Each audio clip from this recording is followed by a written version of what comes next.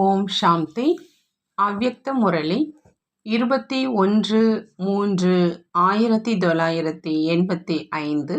அவ்யக்த பாப்தாதா, மதுபன். இன்றைய முரளியின் தலைப்பு சுயதர்சன சக்கரத்தின் மூலம் வெற்றி சக்கரத்தின் பிராப்தி. சுயதர்சன சக்கரத்தின் மூலம் வெற்றி சக்கரத்தின் பிராப்தி. இன்று பாப்தாதா ஆன்மீக சேனாதிபதியின் ரூபத்தில் தனது ஆன்மீக சேனையை பார்த்து கொண்டிருந்தார். இந்த ஆன்மீக சேனையில எத்தகைய மகாவீரர்கள் இருக்கிறாங்க, என்ன சக்திசாலியான ஆயுதத்தை தரிச்சிருக்கிறாங்க,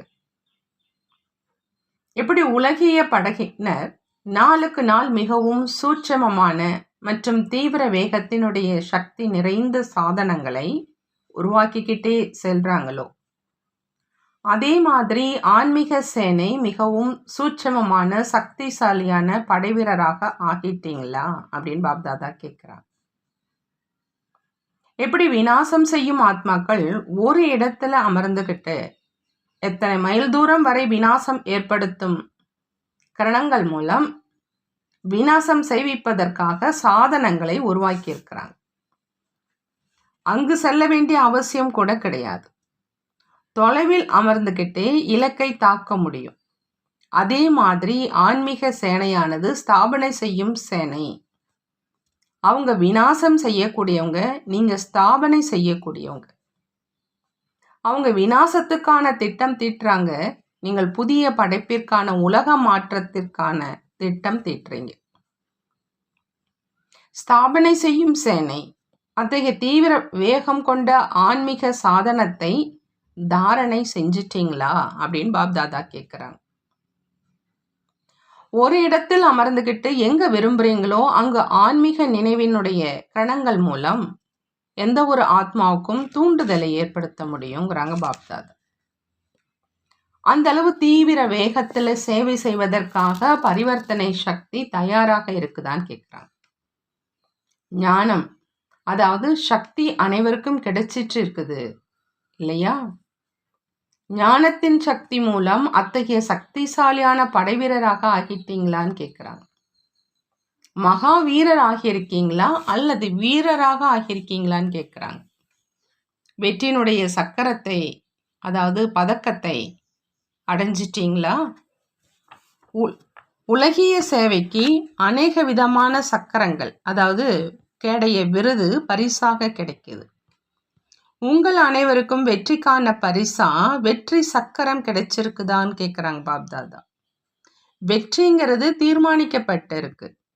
அப்படிப்பட்ட நிச்சய புத்தி உடைய மகாவீர ஆத்மாக்கள் வெற்றி சக்கரத்தினுடைய அதிகாரியாக ஆவாங்க. யாருக்கு வெற்றி சக்கரம் பிராப்தியாக இருக்குது அப்படிங்கிறத பாப்தாதா பார்த்துட்டு இருந்தாங்க. சுயதர்சன சக்கரத்தின் மூலம் வெற்றி சக்கரத்தை பிராப்தம் செய்வீங்க. ஆகையினால அனைவரும் படைவீரர்களாக ஆகியிருக்கீங்க இல்லையான்னு கேட்குறாங்க.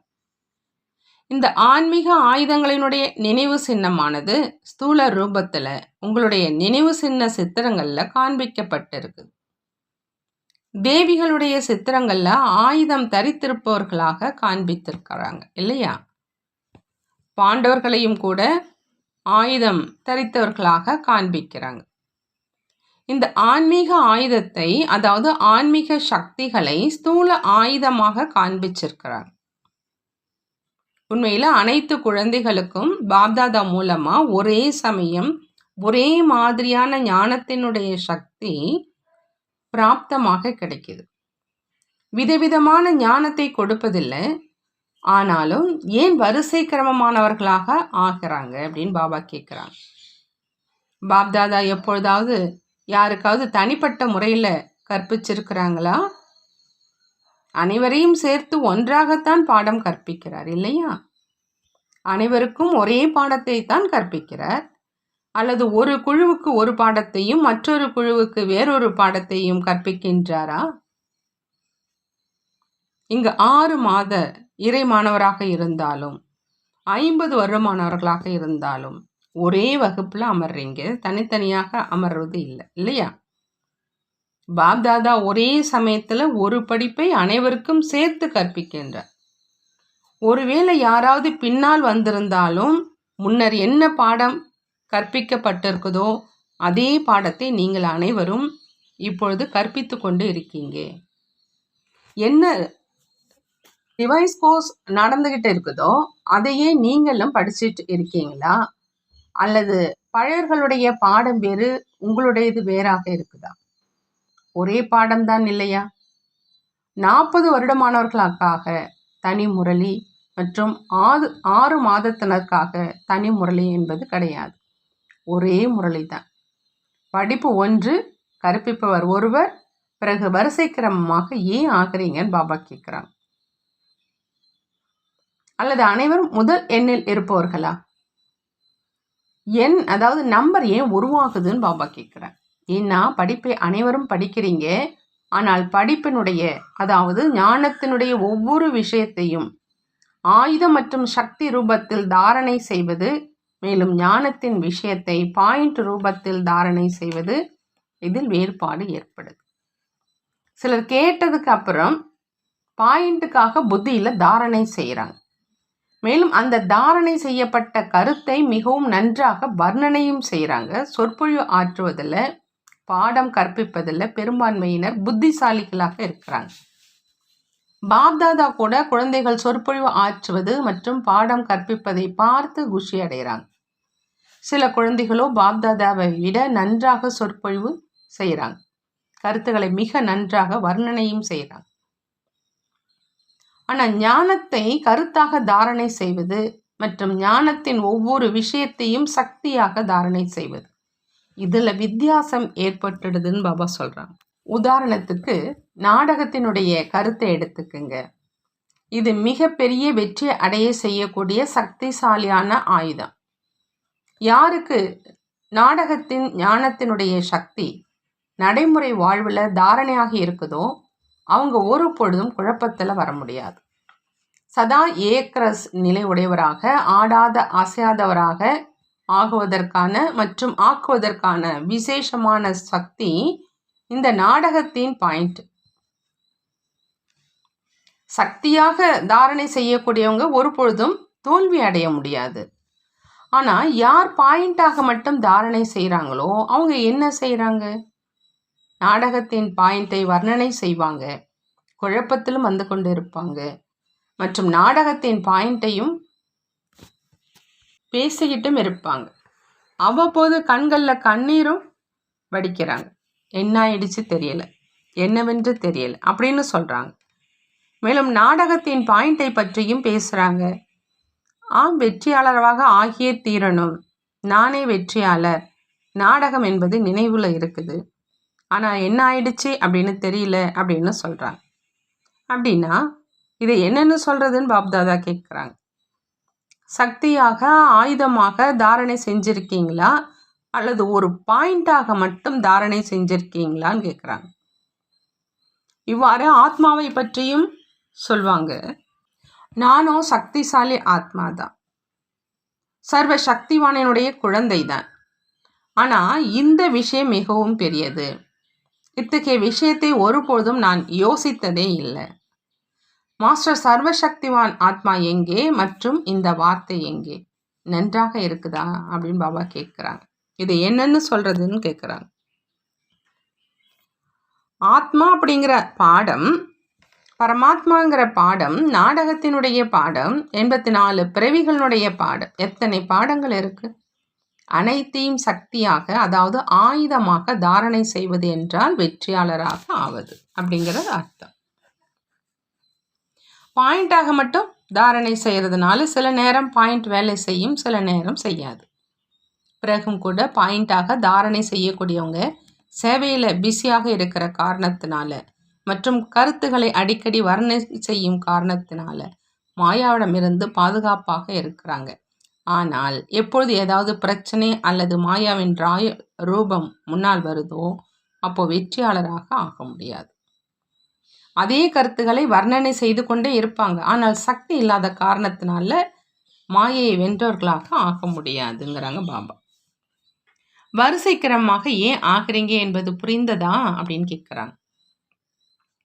ஒவ்வொரு ஞான கருத்தையும் சக்தியாக ஆயுதமாக தாரணை செஞ்சிருக்கிறேனா அப்படிங்கிறது இப்போ சோதனை செய்யுங்க. ஞானவானாக மட்டும் ஆகியிருக்கிறீர்களா அல்லது சக்திசாலியாகவும் ஆகியிருக்கீங்களான்னு கேட்குறாங்க. ஞானவானின் கூடவே சக்திசாலியாகவும் ஆகியிருக்கீங்களா அல்லது ஞானவானாக மட்டும்தான் ஆகியிருக்கீங்களா? யதார்த்தமான ஞானமானது ஒளி மற்றும் சக்தி சுரூபம்.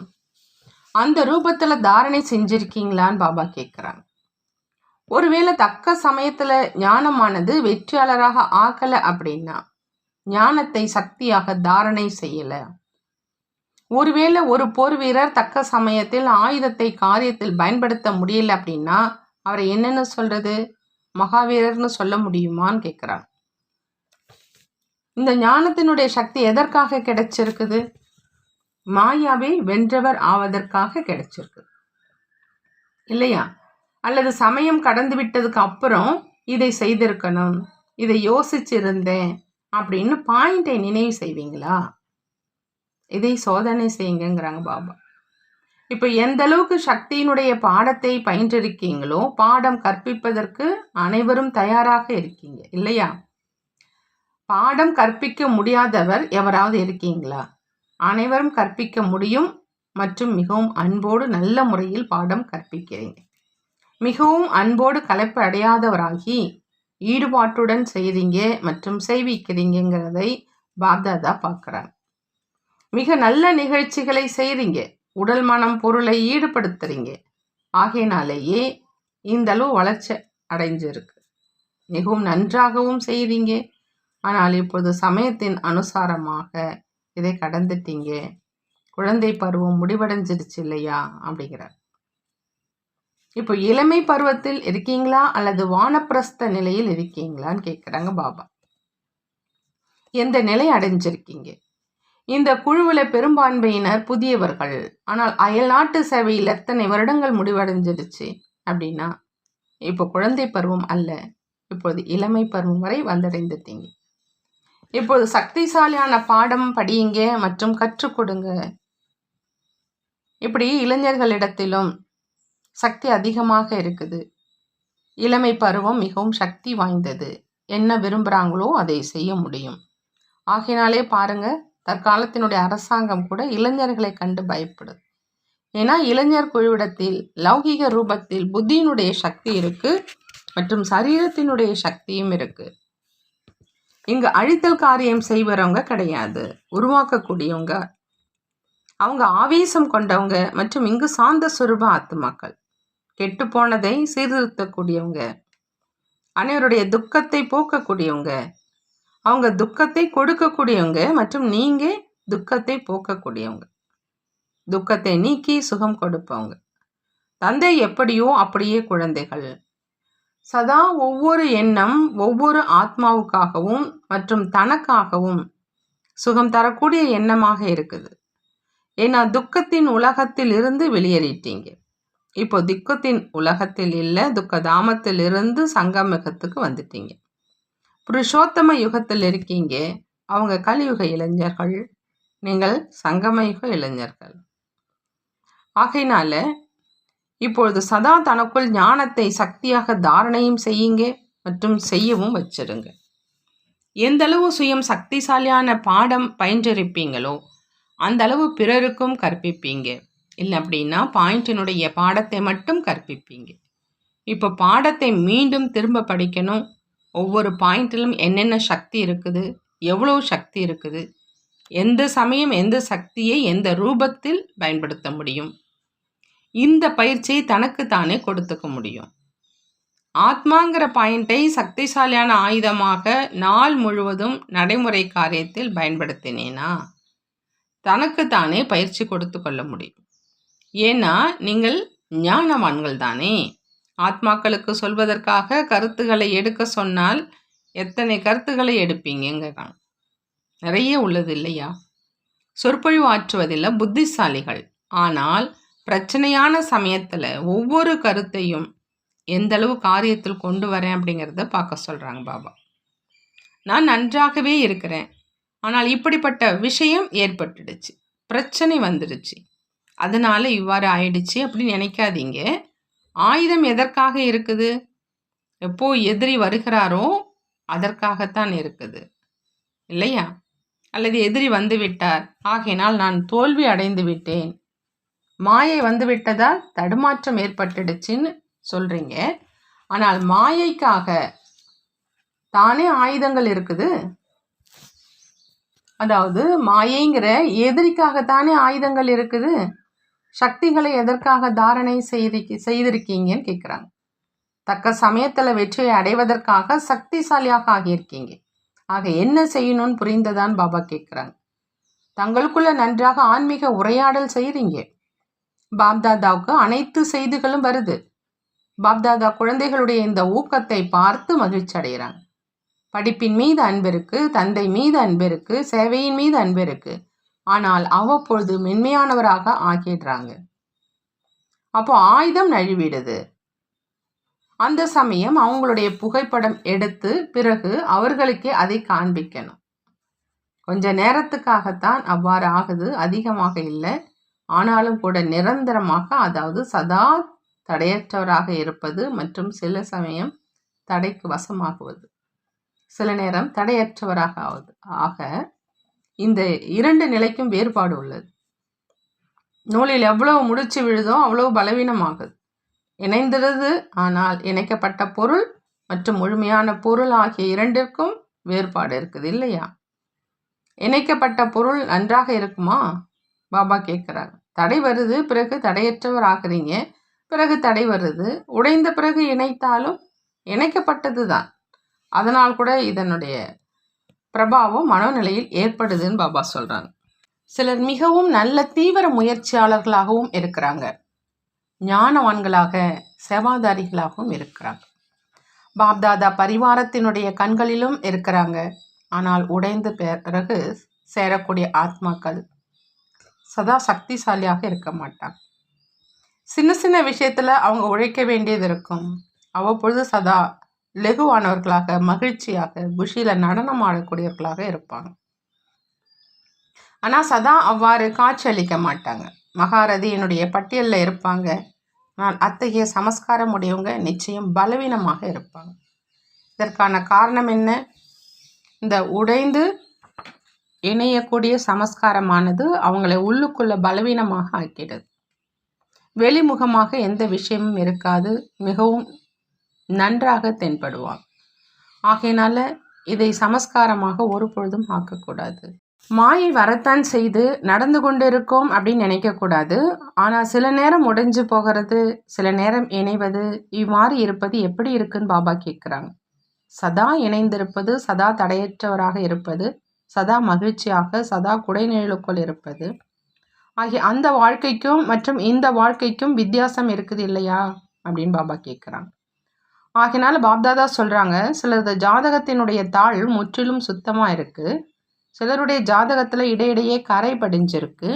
அந்த கரையை அழிக்கிறாங்க. ஆனால் அதுவும் தென்படுது இல்லையா? கரையே இருக்கக்கூடாது, சுத்தமான தாள் மற்றும் கரை நீக்கப்பட்ட தாள் எது நன்றாக இருக்கும்னு கேட்குறாங்க. சுத்தமாக தாளை வைப்பதற்கான ஆதாரம் மிகவும் சுலபம். இது மிகவும் கஷ்டம் அப்படின்னு பயந்துடக்கூடாது, மிகவும் சுலபம். ஏன்னா சமயம் அருகாமையில் வந்துட்டு இருக்குது. சமயத்துக்கும் கூட விசேஷமாக வரதானம் கிடைச்சிருக்கு. யார் எந்த அளவுக்கு பின்னால் வர்றாங்களோ அவங்களுக்கு சமயத்தின் அனுசாரம் அதிகப்படியான லிஃப்டினுடைய கிஃப்டும் கிடைக்கிது. மேலும் இப்பொழுது அவ்யக்த ரூபத்தினுடைய நடிப்பு கூட வரதானே நடிப்பு. ஆகினால சமயத்தினுடைய உதவியும் உங்களுக்கு இருக்குது, அவ்யக்த நடிப்பினுடைய அவ்யக்த சகயோகத்தினுடைய உதவியும் இருக்குது. வேகமாக செல்லும் சமயம் இதனுடைய உதவியும் இருக்கு. முதல்ல புதியதை உருவாக்குவதற்கு சமயம் ஆச்சு, இப்போ உருவாக்கப்பட்டதாக இருக்கு. நீங்கள் உருவாக்கப்பட்டதற்கு வந்துட்டீங்க. இந்த வரதானமும் குறைந்ததில்லை. யார் முதல்ல வந்தாங்களோ அவங்க வெண்ணெய் எடுத்தாங்க, நீங்கள் வெண்ணெய் சாப்பிடுவதற்கு வந்துட்டீங்க அப்படின்னா வரதானே ஆவீங்க இல்லையா? பாபா சொல்கிறாங்க, ஆகையினால சிறிது மட்டும் கவனம் கொடுங்க, மற்றபடி ஒன்றும் பெரிய விஷயம் கிடையாது. அனைத்து விதமான உதவியும் உங்களுக்காக இருக்குது. இப்போ உங்களுக்கு மகாரதி நிமித்த ஆத்மாக்களின் பாலனை எவ்வளவு கிடைக்குதோ அவ்வளவு முன்னர் வந்தவர்களுக்கு கிடைக்கல. ஒவ்வொருவருக்காகவும் எவ்வளோ உழைப்பு கொடுத்து நேரம் கொடுக்கறாங்க. முதல்ல பொதுவான பாலனை கிடைத்தது. ஆனால் நீங்கள் செல்ல குழந்தைகளாகி பாலனை அடைஞ்சிட்ருக்கீங்க. பாலனைக்கான கைமாறு கொடுக்கக்கூடியவங்க ஆவீங்க இல்லையா? கடினம் அல்ல. ஒவ்வொரு விஷயத்தையும் சக்தி ரூபத்தில் பயன்படுத்துவதில் மட்டும் கவனம் கொடுங்க. புரிந்ததான் பாபா கேட்குறாங்க. நல்லது. சதா மகாவீரராகி வெற்றி குடையின் கீழ் வீற்றிருக்கும் ஆத்மாக்கள் சதா ஞானத்தின் சக்தியை நேரத்தின் அனுசாரம் காரியத்தில் ஈடுபடுத்தக்கூடிய சதா உறுதியான அசையாத துண்டிக்கப்படாத ஸ்திதியை தாரணை செய்யக்கூடிய சதா தன்னை மாஸ்டர் சர்வசக்திவான் என்று அனுபவம் செய்யக்கூடிய அத்தகைய சிரேஷ்டமான சதா மாயையை வென்ற வெற்றியாளர் குழந்தைகளுக்கு பாப்தாதாவினுடைய அன்பு நினைவுகள் மற்றும் நமஸ்காரம் செய்கிறாங்க. நாமும் நம்மளுடைய பாப்தாதாவுக்கு அன்பு நினைவுகள் மற்றும் நமஸ்காரம் செய்வோம். தாதிகளோடு அவ்யக்த பாப்தாதாவினுடைய சந்திப்பு. ஒப்பற்ற ரத்னங்களுடைய ஒவ்வொரு அடியிலும் சுயத்துக்கு பல கோடி மடங்கு வருமானம் இருக்கு. ஆனால் கூடவே பிறருக்கும் பல கோடி மடங்கு வருமானம் கிடைக்குது. ஒப்பற்ற ரத்னங்கள் சதா ஒவ்வொரு அடியிலும் முன்னேறிக்கிட்டே இருப்பாங்க. அனாதி சாவி கிடைச்சிருக்குது. இது ஆட்டோமேட்டிக் சாவி. நிமித்தமானவர் ஆகுவது அப்படின்னா ஆட்டோமேட்டிக் சாவியை போடுவது அப்படின்னு அர்த்தம்னு பாபா சொல்கிறாங்க. ஒப்பற்ற ரத்னங்கள் அனாதி சாவியின் மூலம் முன்னேறித்தான் ஆகணும். உங்கள் அனைவருடைய ஒவ்வொரு எண்ணத்திலும் சேவை நிறைஞ்சிருக்கு. அநேக ஆத்மாக்களுக்குள் ஊக்கம் உற்சாகத்தை கொண்டு வருவதற்கு ஒருவர் நிமித்தமாகறாங்க. உழைக்க வேண்டியதே இருக்காது. ஆனால் நிமித்தமானவரை பார்த்த உடனேயே அந்த அலை பரவிடுது. இவ்வாறு ஒருவரை ஒருவர் பார்த்தவுடன் வண்ணம் ஒட்டிக்குது இல்லையா? இந்த ஆட்டோமேட்டிக் ஊக்கம் உற்சாகத்தின் அலையானது பிறருடைய ஊக்கம் உற்சாகத்தையும் அதிகரிக்குது. எப்படி ஒருவர் நன்றாக நடனமாடுகிறார் எனில் அதை பார்ப்பவர்களுடைய கால்களும் நடனமாட துவங்கிடுது. அலை பரவிடுது. விரும்பாமலேயே கூட கை கால் இயங்க ஆரம்பிச்சிடுதுன்னு பாபா சொல்கிறாங்க. நல்லது. மதுவனத்தினுடைய அனைத்து காரியங்களும் சரியாக நடைபெறுகின்றன. மதுபனி வாசிகளால் மதுவனம் அலங்கரிக்கப்பட்டிருக்கு. பாப்தாதா நிமித்தமான குழந்தைகளை பார்த்து சதா கவலையற்றவர்களாக இருக்கிறாங்க. ஏன்னா குழந்தைகள் எவ்வளோ புத்திசாலிகளாக இருக்கிறாங்க. குழந்தைகளும் குறைந்தவர்கள் அல்ல. தந்தைக்கு குழந்தைகள் மீது முழுமையான நம்பிக்கை இருக்கு. குழந்தைகள் தந்தையை விட முன்னால் இருக்கிறாங்க. நிமித்தமாக இருப்பவர்கள் சதா தந்தையை கூட கவலையற்றவராக இருக்க வைப்பவங்க. உண்மையில் கவலை என்பது கிடையாது. ஆனாலும் தந்தைக்கு நற்செய்தியை சொல்லக்கூடியவங்க. ஒவ்வொரு குழந்தையும் ஒருவரை விட ஒருவர் மேலானவங்க. ஒவ்வொரு குழந்தையும் விசேஷமானவங்க. இத்தகைய குழந்தைகள் வேறு எங்கும் இருக்க மாட்டாங்க. ஒருவருக்கு இத்தனை குழந்தைகள் இருக்கவே முடியாது. ஒருவர் சண்டை போடக்கூடியவராக இருப்பாங்க, மற்றொருவர் படிக்கக்கூடியவராக இருப்பாங்க. இங்கேயோ ஒவ்வொருவரும் விசேஷமான மணிகள் அப்படின்னு பாபா சொல்கிறாங்க. ஒவ்வொருவரிடமும் விசேஷ தன்மை இருக்குது. பாபா வரதானம் கொடுக்குறாங்க. தூய்மையின் சக்திசாலியான திருஷ்டி விருத்தி மூலம் சர்வ பிராப்திகளை செய்விக்கக்கூடிய துக்கத்தை போக்கி சுகம் கொடுப்பவர் ஆகுக. துக்கத்தை போக்கி சுகம் கொடுப்பவராக ஆகணும் அப்படின்னா பாப்தாதா சொல்கிறாங்க, தூய்மையினுடைய சக்திசாலியான திருஷ்டி மற்றும் விருத்தி மூலமாக சர்வ பிராப்திகளை செய்விக்கணும் அப்படின்னு. விஞ்ஞானத்தின் மருந்தில் அல்ப காலத்தினுடைய சக்தி இருக்குது. அது துக்கம் வலியை நீக்கிடுது. ஆனால் தூய்மையினுடைய சக்தி, அதாவது அமைதி சக்தியிலோ ஆசீர்வாதத்தினுடைய சக்தி இருக்குது. இந்த தூய்மையின் சக்திசாலியான திருஷ்டி மற்றும் விருத்தி சதா காலத்திற்கான பிராப்தியை செய்விக்கக்கூடியது. ஆகினால் உங்களுடைய ஜட சித்திரங்களுக்கு முன்னால் ஓ கருணை காட்டுபவரே கருணை காட்டுங்கள் அப்படின்னு சொல்லி கருணை மற்றும் ஆசீர்வாதத்தை கேட்குறாங்க. சைத்தன்யத்தில் மாஸ்டர் துக்கத்தை போக்கி சுகத்தை கொடுப்பவராகி கருணை காட்டியதுனாலேயே பக்தியில் பூஜிக்கப்படுறீங்கன்னு பாபா சொல்கிறாங்க. ஸ்லோகன்: சமயத்தின் அருகாமையின் அனுசாரம் எல்லையற்ற வைராகியமே உண்மையான தவம் அல்லது சாதனா ஆகும். சமயத்தின் அருகாமையின் அனுசாரம் எல்லையற்ற வைராகியமே உண்மையான தவம் அல்லது சாதனா ஆகும். நல்லது. ஓம் சாந்தி. நன்றி பாபா. நன்றி.